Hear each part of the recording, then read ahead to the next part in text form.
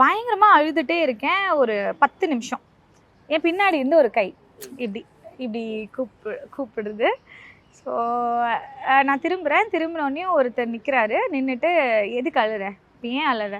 இல்லை எனக்கு இந்த மாதிரி சந்தனமும் தீர்த்தமும் நான் வாங்க வந்தேன், எனக்கு கிடைக்கல, நான் அவரை பார்க்கறதுல நான் அதை மறந்துட்டேன் அப்படின்னு சொன்னேன். எதுக்கு ஃபீல் பண்ணுற, இரு இதை நான் என் பொண்ணுக்காக எடுத்து வச்சுருந்தேன், நீ வச்சுக்கோ அப்படின்னு சொல்லிட்டு இவ்வளோ பெரிய பாட்டில் தீர்த்தம் எடுத்து என்கிட்ட கொடுக்குறாரு. அதுக்கப்புறம் சந்தனம் வந்து இவ்வளோ சந்தனம் எடுத்து கொடுக்குறாரு. என்னால் நம்பவே முடியல. ஏன்னா அந்த தீர்த்தம் வந்து இத்தினூண்டு வாங்குறதுக்கு கூட மக்கள் வந்து அடிச்சு பிடிச்சி போவாங்க.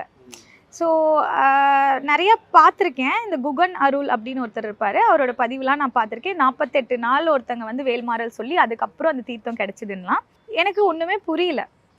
ஸோ வாங்கிட்டு அவர் போயிட்டாரு. நான் திரும்பி கூப்பிட்டு எனக்கு ஏன் தரீங்க, சரி உங்கள் பேர் என்ன அப்படின்னே, பழனி முருகர் அப்படின்னு போயிட்டாரு.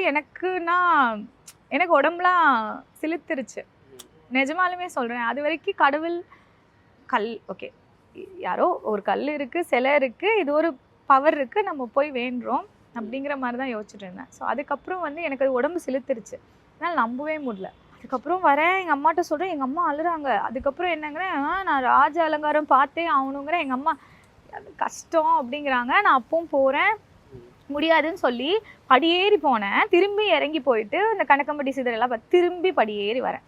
வந்து நான் அப்போ நின்றுட்டே இருக்கேன். இல்லை எப்படியாவது பார்க்கணும், பரவாயில்ல நான் க்யூவில் போய் எப்படியாவது பார்த்துறேன், அரை நிமிஷம் பார்த்தா போதும் அப்படி சொல்லி நின்றுட்டுருக்கேன்.